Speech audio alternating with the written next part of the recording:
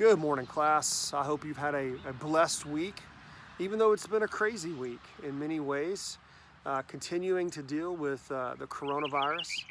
And now as we deal with rioting in the streets in response to the murder of George Floyd, I just pray that in our few moments together this morning that we can rest in the text and take hope from the text as we spend some time this morning in Genesis chapter 13. I think it's a very applicable text. There's a phrase repeated twice in this chapter that I think is very helpful to us this morning and I think gives us a lot of guidance. And here's the phrase: set your eyes. Set your eyes. Look at verse 10.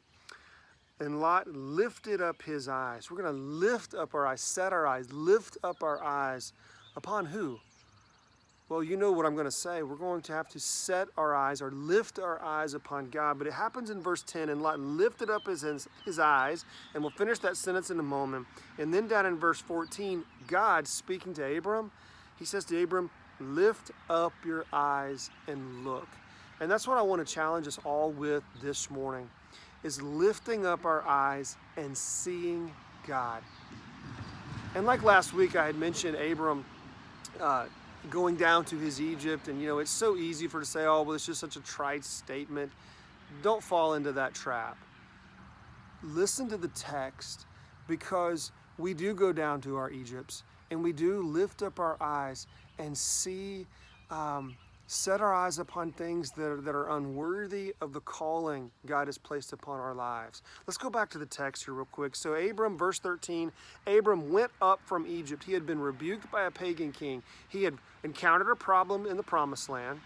He sought to solve it through his own wisdom. That wisdom led him to Egypt, led him to lie, and he nearly lost his wife and lost everything. But God sovereignly stepped in and preserved him, preserved Sarai, and rebuked them through a pagan king, a pagan Pharaoh. And Abram says, I've got to go back to where I'm supposed to be. Now, Abram was very rich in livestock and silver and in gold, and he journeyed on from the Negeb as far as Bethel to the place where his tent had been at the beginning, between Bethel and Ai. I love this. He says, he comes to his senses and he says, I've got to go back to where I left off. Because when I was at Bethel, between Bethel and Ai, that I had built an altar to God. I was worshiping God. I was doing what God had called me to do. You ever been in a place like this in your life, where you follow your own wisdom and you come to a place and then all of a sudden you shake your head and come to your senses and say, what on earth am I doing? I've got to get back to where I once was. And it might not be a physical move. And most likely for us, it's a spiritual move. It's an emotional, intellectual move where we are getting ourselves in a spiritual state back to where we once were. I bet if you're watching this, you're in our Sunday school class, you've probably been there. And that's what he's doing right now. And he gets back and he calls upon the name of the Lord. And Lot went with him. And what I love about this, where Abram gets back to where he was going, he sets his gaze there, he looks upon God, he's heading that direction. And the last verse of this chapter says, and Abram built an altar to the Lord again. And so we see him really beginning, I believe in some ways, becoming the man that God saw in him in Haran when he was a pagan, like moon worshiper or some worshiper of idols. And we're beginning to see that now. He's coming to his senses and returning to God.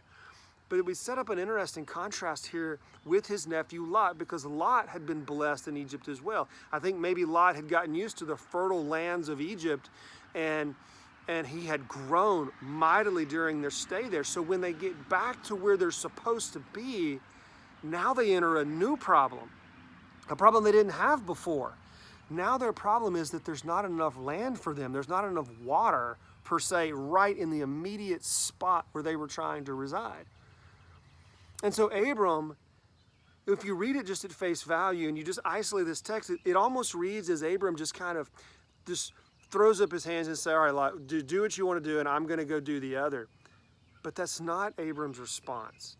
And we'll see that when we see God responding to Abram. But let's stick to the order of the text here and see Abram's responding to Lot. He says to Lot, look, Lot, let's not have any strife between us. This is what we're going to do. I want you to look. I want you to look left, right, north, south, east, west, and you pick. Lot, you pick. If you go left, I'm going to go right. If you go right, I'm going to go left. And it would seem again that Abram's tossing that up to him, but that's not what happened. So Lot looked at the land, and he looks around and he sees the Jordan Valley and he says, oh my gosh, this land is lush and it's beautiful. It's perfect. And that's logically, again, we go back to this human logic, that is logically the right response. Because he's got massive herds and flocks, he's got people, and he needs to care for them, he needs to feed and water them.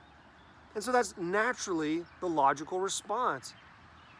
And so he goes that way, he separates from Abram, he goes towards that land, but if you go back and you read the text, it says that he went all the way towards Sodom, and that Lot set his tent essentially at the gates of Sodom. Now we know what happens there. We've read the text, and we're going to get to that in the coming weeks. We know what's coming.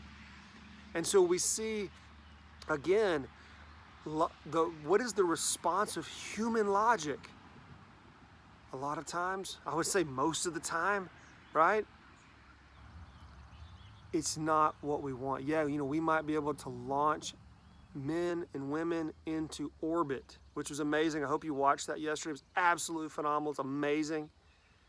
Yes, God has gifted the human mind, the human intellect, the human spirit to do absolutely amazing things. But you know what? Let's look at the course of world history, right? Human logic goes to some very dangerous places, doesn't it? And it gets us into a lot of trouble. Now that's on a grand scale, but to go down to like a micro scale. And when I say micro scale, I'm thinking my life and your life individually set against the macro scale of world history. You can see it in your life too, can't you? Where you've totally relied on human wisdom and logic, and you've ended up in a place like Sodom, or you've ended up in a place like Egypt. It might be a beautiful, blessed place in so many ways from a human perspective, but from a spiritual perspective, it's a very dark environment, a place that leads you to drift away further and further from God. That's what we've got to challenge ourselves with here, because we're called to lift our eyes not to the Jordan Valley per se, not to the crescent of Egypt and this beautiful, lush valleys. We're called to lift our eyes upon God and to follow Him and to trust Him and to seek His face. That is what we're called to set our eyes upon. Look at God's response to Abram. Verse 14, the Lord said to Abram, after Lot had separated from him, lift up your eyes and look from the place where you are, northward, southward, eastward, westward.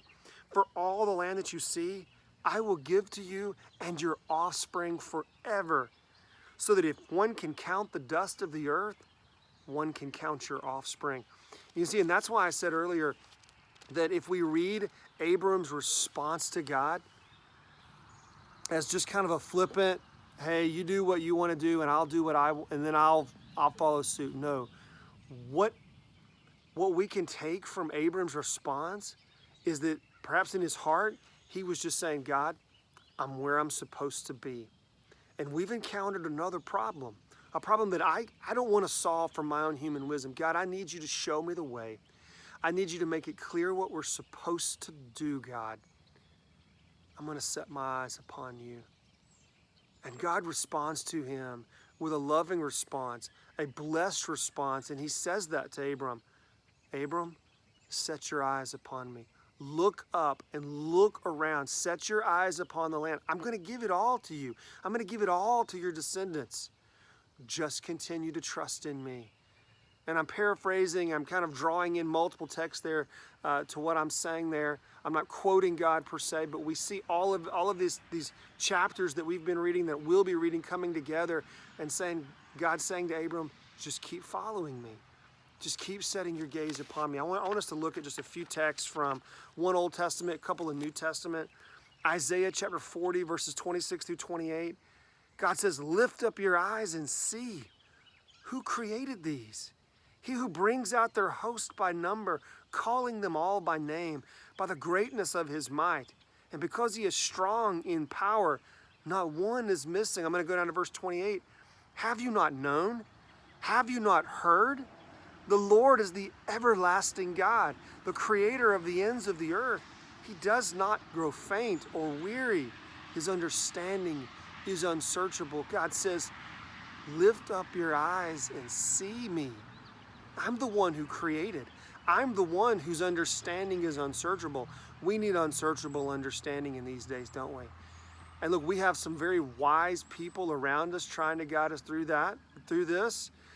We have some unwise people around us trying to, quote, lead us through this. But we have one whose ways are unsearchable. They're inexhaustible. And as I said last week, and it's the continual theme, he is the one we need to set our ultimate hope and gaze upon. It's not that we disrespect or disregard or not listen to earthly leaders in government, but it's that we set our hope and our gaze upon the one who established those governments, Romans 13. That's the one to whom we must set our gaze. Matthew 6, 28 through 30. And why are you anxious about clothing? Consider the lilies of the field, how they grow. They neither toil nor spin. Yet I tell you, even Solomon in all his glory was not arrayed like one of these. But if God so clothes the grass of the field, which today is alive and tomorrow is thrown into heaven, will he not much more clothe you, O you of little faith? You know, we see this little faith in Abram and in Lot, but what we see in Abram now is a man who's learning from his lack of faith and setting his eyes upon God. And what we've seen in Lot is him learning from Abram's lack of faith, going down to Egypt and responding accordingly. You know what? There's a reason, humanly speaking, there's reasons for us to be anxious in this world. But I implore you, I beg you to go back to the text. And what I love about the Bible is it inserts us into the lives of real men and women. It's not just this list of do's and don'ts. It inserts us into the lives of men and women who lived real lives in real time, and we see them making real mistakes and suffering real consequences for their mistakes. But then we see a sovereign, good, and gracious God strive with them and bring them back to where they're supposed to be. Friends, we've got to stop and set our gaze upon God. We all have opinions about what's going on in our world, but what we need right now is to stop and set our gaze upon Him. We have reason to be anxious, per se. Many of us could be anxious. All the more reason to stop and to set our gaze upon God, to look to Him, to patiently look upon Him.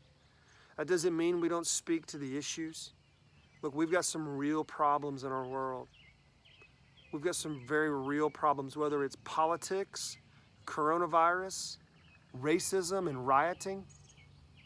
We've got some real issues in our country.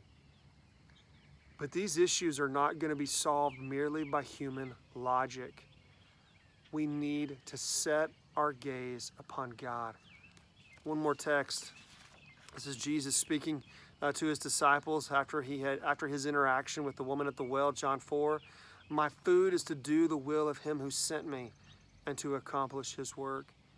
That was Jesus' work. But you know, I say that was Abram's work as well. To do the work God had sent him to do. That was his food. That was his food. It wasn't what was in the land or whether the land had the ability to supply all of them and to sustain all of them. His food was to do the work of God, the will of God, and it's our will. It's our work as well. Our work is to do the will of him who sent me. Our food is to do the will of him who sent us. And so if we're going to accomplish that, we have to set our eyes upon him. So I encourage you to read Genesis 13 again. Read it in its entirety. Read it prayerfully and look at that phrase, lift up your eyes. Because Lot lifted up his eyes in human wisdom and made a response, and it's going to cost him dearly in the text ahead. Abram lifted up his eyes and saw God and said, God, I trust you this time.